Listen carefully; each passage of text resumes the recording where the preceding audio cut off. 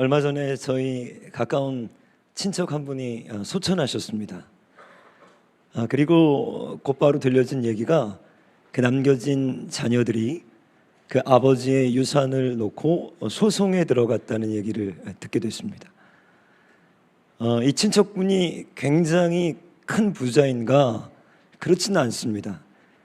남겨두신 거라고는 그 아파트, 평소 이제 살아생전에 갖고 계셨던 아파트 한 채였는데 이것을 두고 두 남매가 소송에 들어간 거죠. 여러분들이 유산 상속에 관련된 분쟁이 드라마나 혹은 뭐 재벌들에게 일어나는 일이라고 보통 우리들 생각하잖아요. 그렇지가 않습니다. 우리나라 2019년 조사에 의하면 가정이 깨지는 가장 대표적인 그 법정 다툼이 이혼 그리고 유산 상속인데, 이혼의 경우 3만 5천 건이 소송이 진행됐고 유산 상속에 관련된 문제는 4만 3천 건이었습니다. 그러니까 훨씬 많다는 거죠. 이걸 제가 한번 계산해 봤더니 하루 평균 117건의 유산 다툼 소송이 우리나라에서 매일 일어난다는 거예요. 그러니까 우리 주변에 흔히 볼 수 있는 서민들에게도 아주 흔한 이야기들입니다. 오늘 이 문제는 비단 지금 이 시대뿐만 아니라 예수님께서 사셨던 고대 이스라엘에도 큰 이슈였던 것 같아요. 예수님이 하신 38가지의 비유 중에 여러분들 16개가 돈과 관련된 비유였습니다. 그리고 오늘 13절 말씀을 보시면 오늘 이 사건도 돈 문제, 유산 문제로 시작됩니다. 제가 13절을 다시 한번 읽어보겠습니다. 무리 중에 한 사람이 이르되 선생님, 내 형을 명하여 유산을 나와 나누게 하소서. 이게 오늘 예수님 이 말씀을 하시게 된 중요한 배경이었다는 거예요. 오늘 여기 나왔을 때 형과의 유산 문제로 나온 동생인 것 같은데, 정확하게 헬라어로 보면 여러분 이게 형인지 동생인지는 불분명합니다. 왜냐하면 헬라어에는 이 형 동생을 모두 그냥 아델포스, 브라더 이렇게 한 단어로 얘기해요. 그러니까 영어 번역들을 보시면 모두 그냥 브라더로 이렇게 번역했습니다. 그러니까 오늘 나온 당사자가 동생인지 형인지는 조금 불분명하다는 거예요. 자, 아마 이 형제간의 유산 문제로 큰 억울함을 당한 것 같고, 이 문제를 가지고 지금 이제 주님 앞에 나왔다는 거예요. 그리고 주님, 형으로 하여금 이 유산을 좀 공정하게 배분할 수 있도록 예수님께서 좀 도와주십시오. 상담을 요청한 거죠.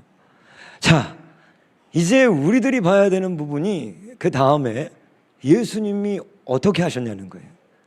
자, 우리가 성경을 보면서 어디에 중점, 어디에 초점을 맞춰야 되냐면, 저 같은 목사나 여러분들의 생각이 아니라 예수님은 이 문제를 어떻게 다루셨고 뭐라고 하셨는가. 자, 여기 14절에 먼저 예수님께서 이렇게 얘기하십니다.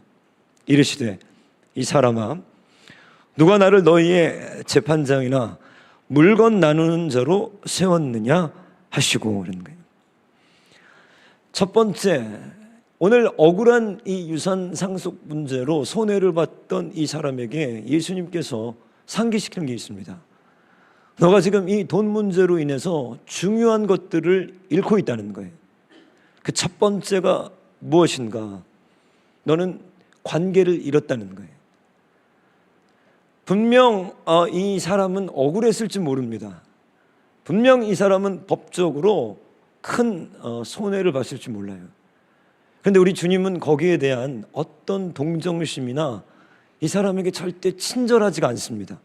저는 이 성경을 보다가 이런 걸 많이 느껴요. 제가 예수님보다 훨씬 친절해요. 여러분 그거 느끼시나요? 여러분 성경에서 예수님이 굉장히 친절하시던가요? 아닙니다, 여러분들. 제가 훨씬 친절하더라고요, 예수님보다.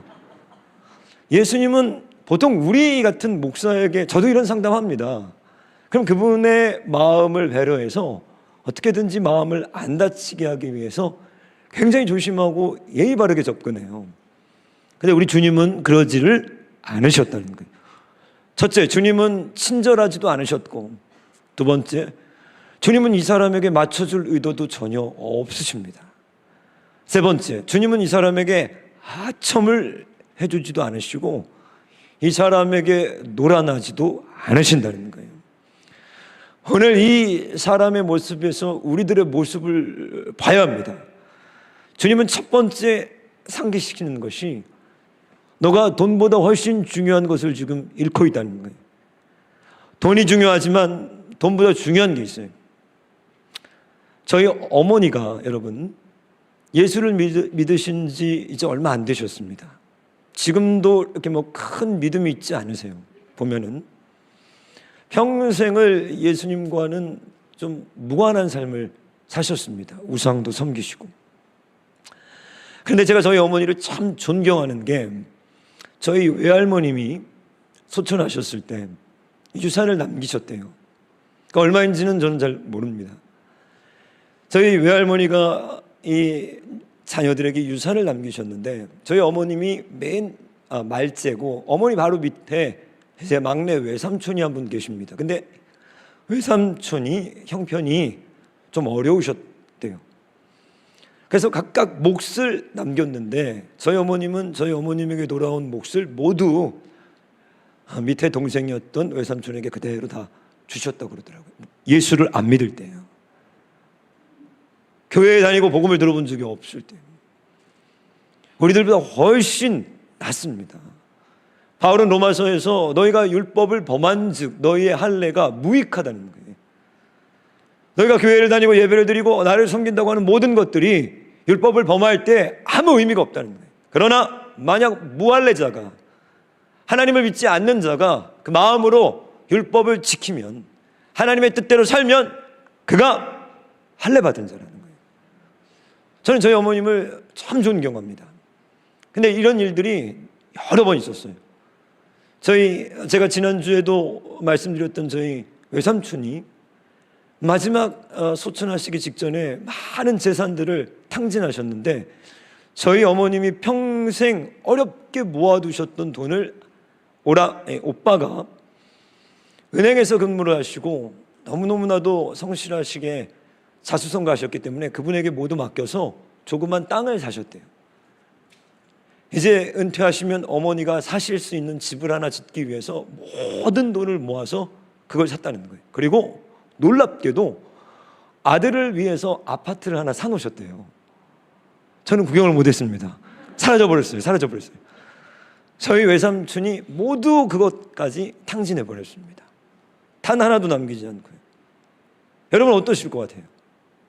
달려가야죠. 그죠?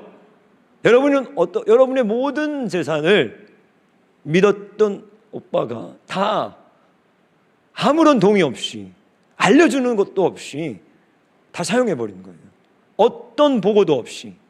그리고 사과를 했는가? 그러지도 않습니다. 무엇인가를 변명하고 그러지도 않았습니다.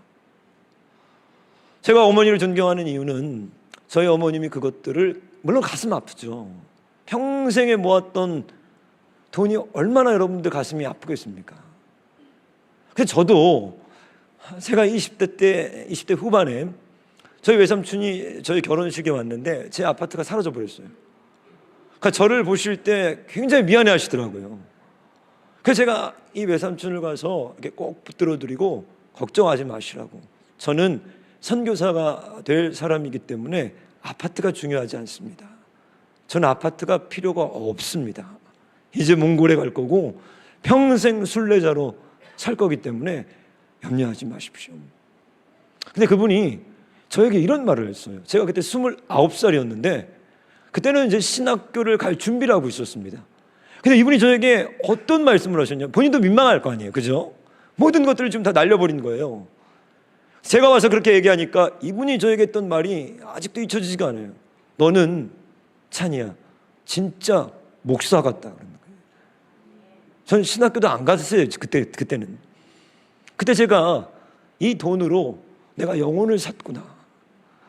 이 돈으로 하나님 자존심을 지켜드렸구나. 저희 어머니에게 제가 마음이 좀 쓰라리지 않으십니까? 했더니 그런데 어떡하냐? 오빠인데 뭐가 더 중요하다는 거예요?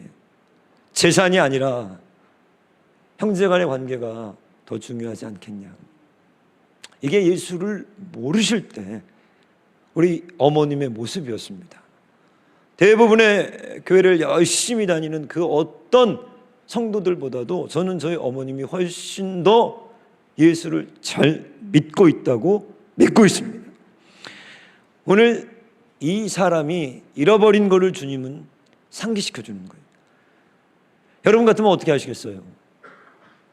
여러분이 오늘 이 본문의 주인공이라면 충분히 이해되시죠? 왜? 형이 뭐가 중요해요? 돈이 중요하죠. 안 그렇습니까? 아니 형이 뭐가 중요해요? 안 보면 되지. 부모도 안 보는데 뭐가 더 중요해요? 돈이 더 중요하죠. 그 유산이 더 중요하죠. 이게 우리들의 모습입니다. 대부분의 우리들의 모습은 이 모습이에요. 두 번째, 뭘 잃어버리고 있나? 신앙을 잃어버렸어요. 유산의 문제가 뭐를 빼앗아갔냐면 내게 믿음을 뺏어가 버린 거예요. 그걸 어떻게 할 수 있는가? 여러분, 성경은 장과 절이 없습니다. 원래 그냥 쭉 연결된 거예요. 그걸 우리가 후대에 장과 절을 편의상 나눠놓은 것뿐이에요. 오늘 이 본문 말씀은 앞으로 가면 어떤 내용인지가 연결되어 있습니다. 뒤도 다 연결되어 있어요. 12장 1절에 보면 예수님께서 바리새인의 외식, 서기관들의 외식을 책망하면서 그들의 누룩을 조심해라. 그리고 가르치신 교훈이 무엇이냐면 심판과 지옥과 그리고 앞으로 있을 박해에 대한 설교를 하세요. 무엇에 대한 설교를 하셨다고요? 지옥과 하나님의 심판과 그리고 박해를 예언하시는 거예요. 그걸 듣고 있던 사람 중에 한 사람이 오늘 주님에게 나와서 무슨 질문을 해야 되죠? 주님, 내가 어떻게 하면 구원받습니까? 주님, 어느 때 이럴 일이 오겠습니까? 이 질문을 해야 되는 거예요. 근데 이 사람의 머릿속에 지금 뭐가 들어가 있는가? 하나님의 말씀이 들어올 자리가 없습니다. 왜? 이 유산 문제에 꽉 붙들려 있기 때문인 거예요.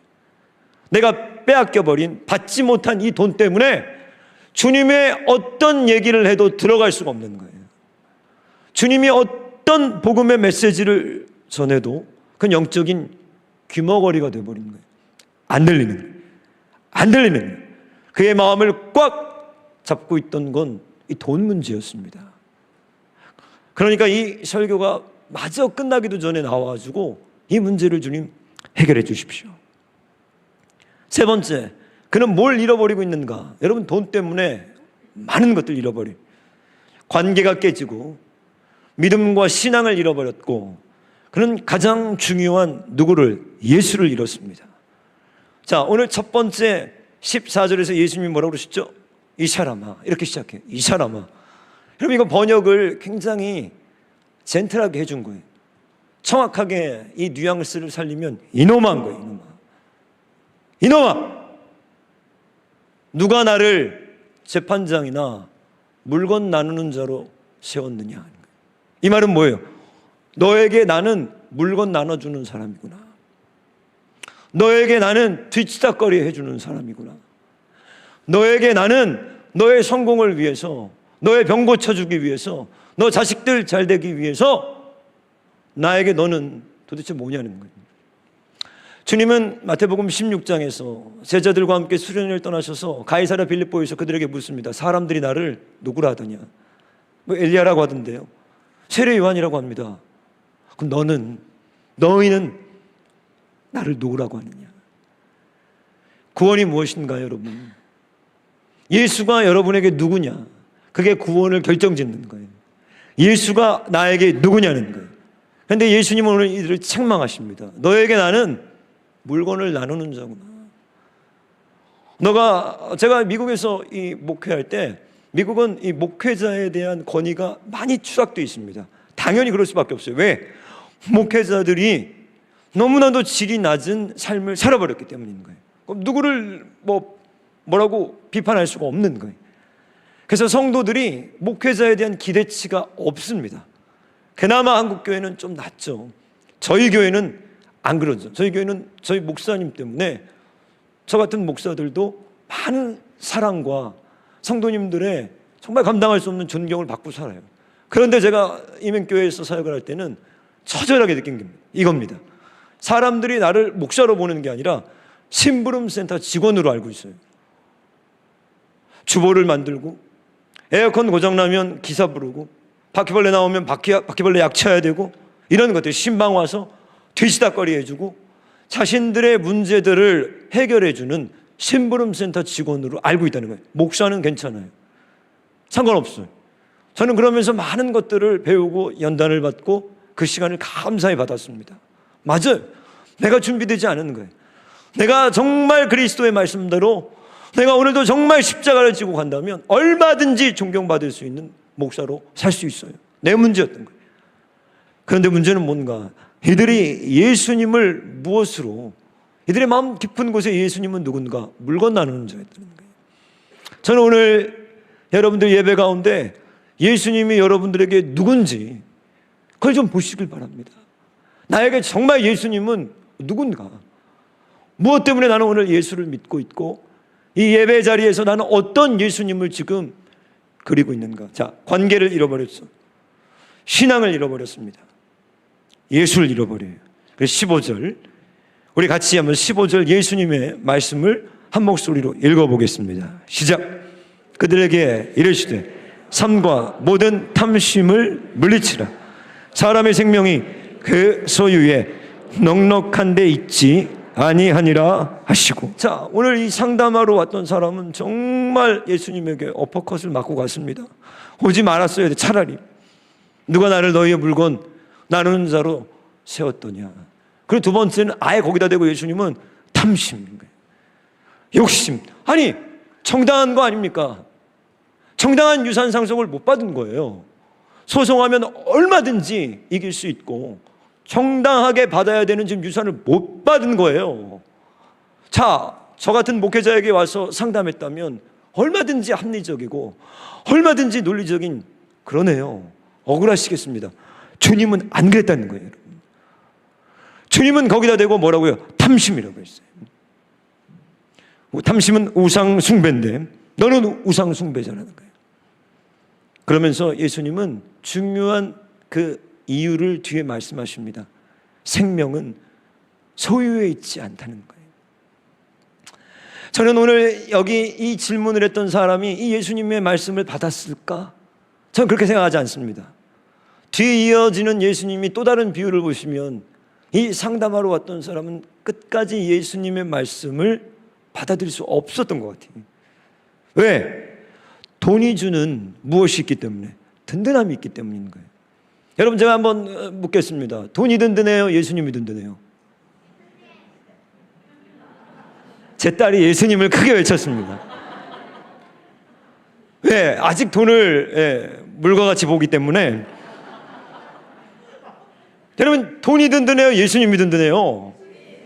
진짜요? 저는 미국에서 목회할 때 돈이 더 든든하던데요? 깜짝 놀랐어요. 내가 어느 날 정말 돈이 없는 시절 이렇게 연단을 받다 보니까 내가 얼마나 돈을 지금 의지하고 있는지를 알겠더라고요. 돈이 없는데 불안해요. 조마조마해요. 매달 말이면 1일 날 이제 월세를 내야 되는데 월말쯤 되면 식은땀이 납니다.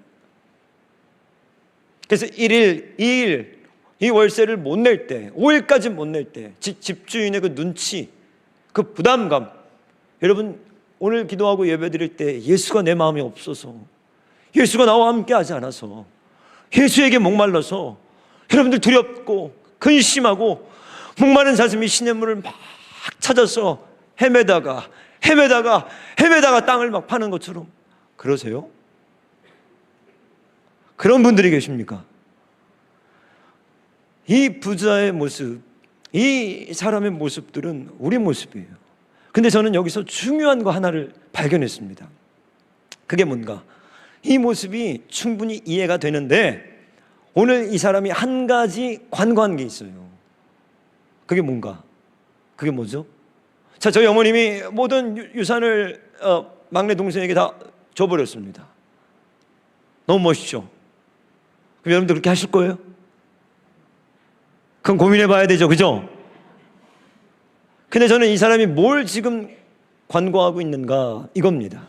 그게 뭐냐면, 만약에 그가 억울한 일을 당해서 형제들 간에 모든 것들을 뺏겼어요.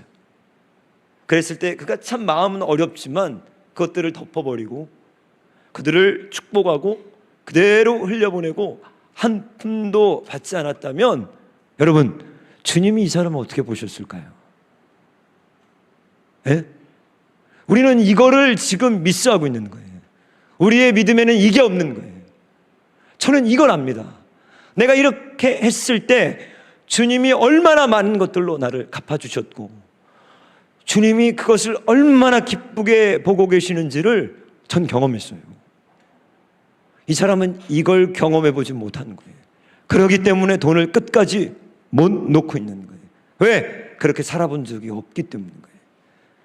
그렇게 살아본 적도 없고, 그러니 그 삶에서 오는 간증과 기적도 없고, 그러니 그 삶을 살 용기도 없는 거예요. 그러니까 무엇을 붙들고 있는가? 돈이 주는 든든함과 돈이 주는 위로와 돈이 주는 내 안의 든든함들을 오늘 붙들고 있는 거예요. 여러분들, 오늘 이 본문에 이어서 예수님은 그대로 이 청년, 이 사람을 돌려보내지 않고 그 주변에 이 얘기를 듣고 있을 다른 많은 사람들에게 또 다른 중요한 비유를 들려줍니다. 그게 오늘 16절부터 21절에 우리가 잘 아는 비유예요. 한 부자의 비유입니다. 이 비유를 통해서 예수님은 지금 뭘 얘기하고 계시는가? 오늘 이 부자의 비유를 보시면 한 부자를 주님이 얘기하시는데, 그는 부자였는데 밭의 소출도 풍성했다는 거예요. 자, 이는 금수저입니다. 부자예요. 그런데 뭐예요? 밭의 소출도 풍성해요. 이게 얼마나 우리들이 원하는 삶 아니에요? 그죠? 부모도 잘 만났는데 운도 좋아서 소출도 풍성한 거예요. 자, 예수님은 지금 누구의 예를 들고 있는가? 우리 모두가 그리워하고 워너비, 소망하고 있는 어떤 사람의 예를 들고 있습니다. 그런데 그가 어떻게 하는가? 철저한 노후 대책을 하기 시작해요. 잘 아시죠? 곳간에다가 여러 해 쓸 것들을 채워넣습니다. 이게 오늘 본문의 이제 모습이에요. 여러분들, 노후 대책 하고 계십니까? 노후 대책 하시나요? 우리나라가 지금 고령화 사회가 됐다고 하는데 2025년이면 초고령화 사회로 들어간대, 진입한대. 2년 남았습니다. 초고령화 사회는 무엇인가? 인구 5명당 1명이 65세 이상의 노인인 사회인 거예요. 저출산, 고령화. 2021년 통계청 기준을 보니까 거기 이 연세 있으신 우리 연로하신 노인들, 그리고 이 40, 50대 저와 같은 사람들에게 노후 대책을 하고 있습니까? 노후 대책을 했습니까? 여기에 대한 질문 중에 56.7%가 준비했고 준비 중이다 이렇게 답했어요. 반면에 43.3%가 준비하지 않았다는 거예요. 능력이 안 된다.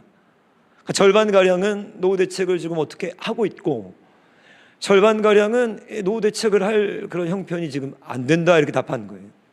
자, 또 다른 질문들을 했습니다. 그럼 노후 대책을 뭐로 하고 있습니까? 가장 많은 60%가 연금을 예로 들었고, 17.1%가 예금이나 저축, 14.4%가 부동산이나 주식, 채권이. 근데 여기 특이한 조사 결과가 있는데 그게 무엇인가? 이 노후 대책에서 직접 노후 대책 생활비를 마련한다라고 한 사람이 65%였고, 자녀의 도움을 기대하고 있다라는 사람이 17%였어요. 근데 10년 전과 비교해서 각각 13%, 21% 바뀌었습니다. 그러니까 뭔가 점점 자녀로부터의 도움을 기대하기는 어려워지고, 나이가 들어도 점점 내 노후를 내가 부양해야 되는 가능성이 높아지고 있다는 거예요.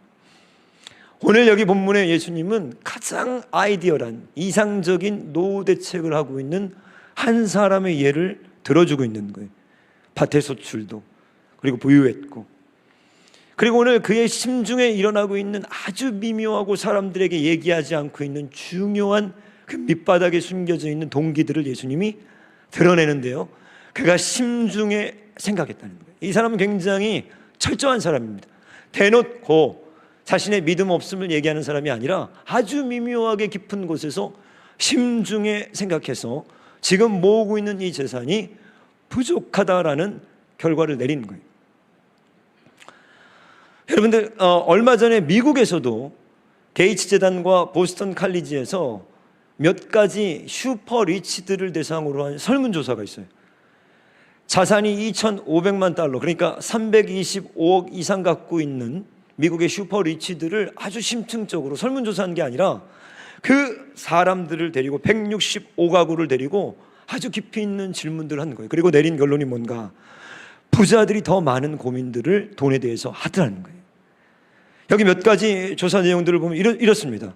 대부분의 슈퍼 리치들이 엄청나게 부유하지만 여전히 재정적으로 안정되어 있지 않다고 느끼고 있다는 거예요.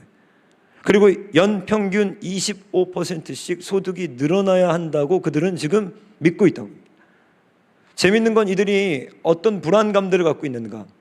내가 돈이 없어졌을 때 사람들이 내게서 떠나갈 것에 대한 두려움들이 있고, 인간관계를 맺는 어려움들을 토로하면서 레스토랑이나 밥을 먹으러 갈 때에 누가 밥값을 내야 되는지 거기에 대한 눈치가 많이 보인다는 거예요. 돈 많은 사람들이 이런 고민들을 한다는 거예요. 식당에 가가지고 누가 이 계산을 해야 되나? 그럼 전부 자기를 지금 보고 있는 거죠. 자기도 당연히 내야 된다는 어떤 그 입장 속에서. 제가 예전에 우리 목회자들이 지방에 어디 장례가를 치르고 돌아오는 길이었습니다. 점심 식사를 휴게소에서 해야 되는데, 우리 목회자들도 뭐 제가 성도들을 만나도 어떻게 해서든지 제가 내려고 하거든요. 어떻게 해서든지. 저는 어렸을 때부터 그게 편해요. 그게 너무너무 편해. 얻어먹으면 너무 불편하고. 그래서 목회자들끼리 또 분명히 서로 살려고 할 거 아닙니까? 그래가지고 제가 아예 그냥 카드를 화장실에서 빼가지고 그 계산대 앞에서 먼저 점프를 했어요. 손을 날렸어요. 그때 임진영 목사님 막 다 이제 서로 손을 내밀었는데 제가 제일 먼저 깊이 내민 거예요. 분명히 임 목사님 낼 것 같더라고요. 그래서 제가 손을 날렸어요, 그분에게. 근데 임 목사님이 저를 보고 목사님 뭐 들고 계세요? 그러더라고요. 딱 보니까 주민등록증을 임 목사님이 냈습니다. 그날 임 목사님이. 제가 너무 급해가지고 분명히 이거 딴 사람이 낼 것 같아서 몸을 날렸는데 제가 주민등록증을 계속 갖고 있었던 거예요. 야, 내가 그날 가면서 얼마나 웃었는지. 여러분들도 이게 중요한 팁입니다. 돈 내기 싫으실 때 주민등록증 항상 갖고 다니시다가 넣으시면 돼요. 넣으시면. 여러분, 디모데전서 6장 10절, 슈퍼 리치들이 아니라 바울은 이렇게 얘기합니다. 돈을 사랑함이 일만 악의 뿌리가 되나니 이것을 탐내는 자들은 미혹을 받아 믿음에서 떠나 많은 근심으로써 자기를 찔렀도다. 자, 돈은 슈퍼 리치들 뿐만 아니라 가난한 사람이든 중산층이든 누구든지 염려하고 근심하더라는 거예요. 그래서 오늘도 그걸로 돈이 있는 사람은 돈이 있어서, 없는 사람은 없어서 영적으로는 자기를 찌르고 있다는 거예요. 근데 19절, 주님은 여기에서 참 의미심장한 말씀을 하시는데 그 부자의 내면 상태를 쭉 드러내시면서 19절에서 이렇게 얘기합니다. 또 내가 내 영혼에게 이르되, 여기도 뭐야? 사람들에게 얘기하는 게 아니에요. 내 영혼에게 이르되, 그 부자가, 영혼아, 여러 해 쓸 물건을 많이 쌓아두었으니 평안히 쉬고 먹고 마시고 즐거워하자 하리라 하되. 이 사람의 내면에 여러분 중요한 동기가 있었습니다. 삶의 목표가 있었어요. 이 사람이 갈망하는 게 있었어요. 그게 세 가지였어요. 영어로는요, relax. 첫 번째 이렇게 나옵니다. relax.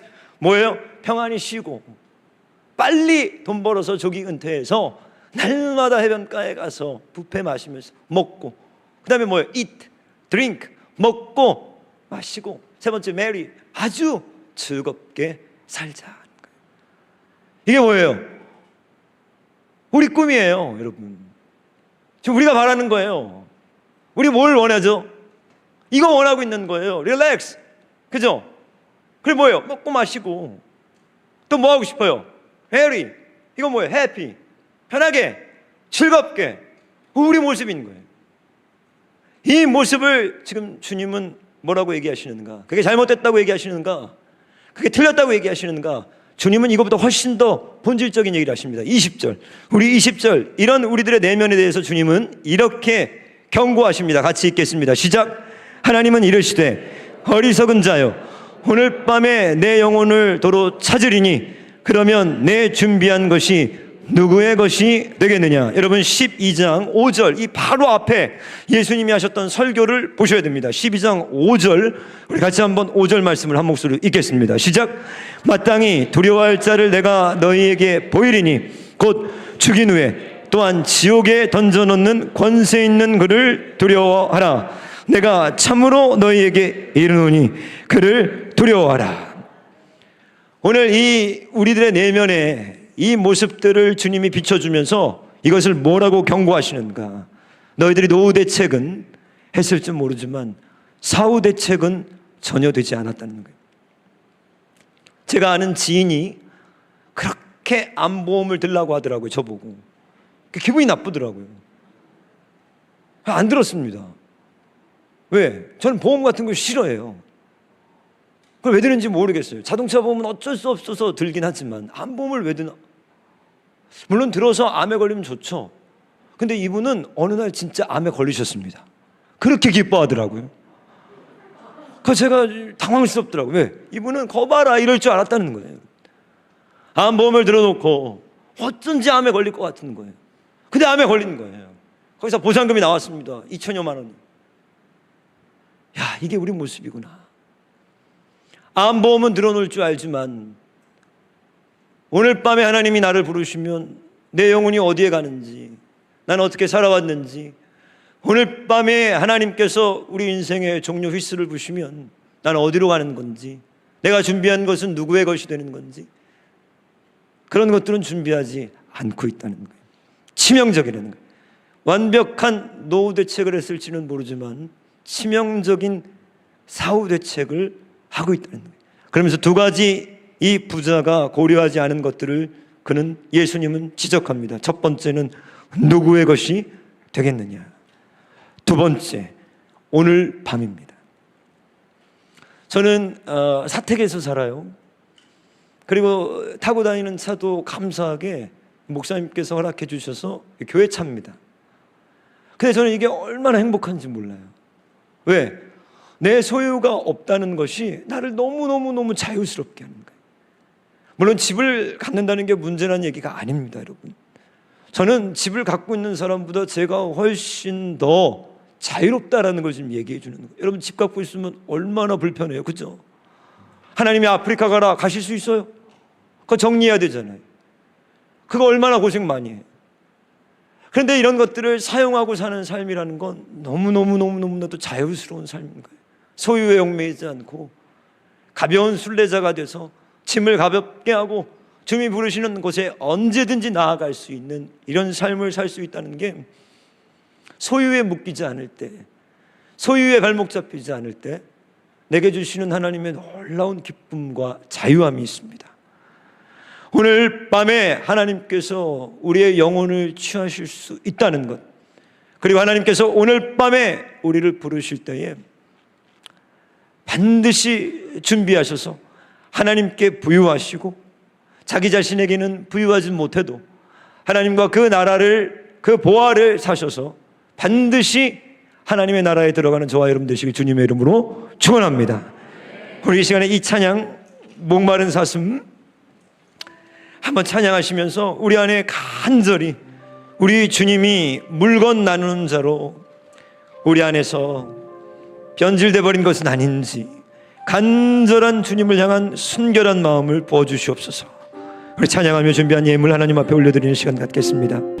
하나님, 저희들이 이 시간에 물질을 하나님 자리에 두었는지 우리 예수님이 내게는 물건 나누는 자가 된 것은 아닌지, 하나님께는 아버지 하나님 인색하지만 자신에게는, 자녀들에게는 너무 부한자로 살고 있는 우리들의 모습들을 보게 하시고 오늘 하나님 앞에 이 예물이 올려질 때에도 하나님께서 긍휼히 여기시고 하나님께서 마음을 두시는 그 마음의 예물들이 향기가 되어 올려지기를 간절히 원합니다.